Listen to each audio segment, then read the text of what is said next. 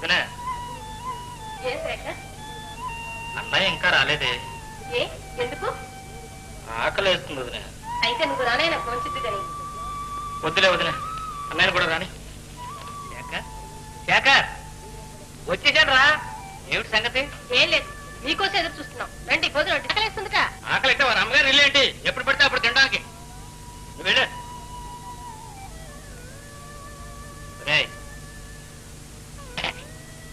రా ఇలాగా.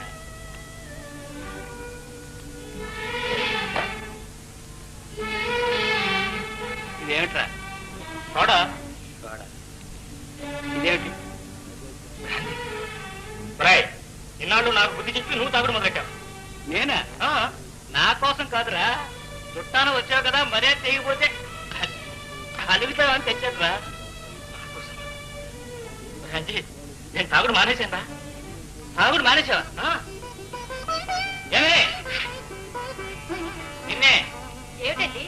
రేపు ఉదయం ప్రొద్దు పడవడ పక్క పడుతుందేమో చూడు. కొత్త ఎక్కడైనా పొడవాట పక్క పడుతున్నట్టండి. పడవలసిందే.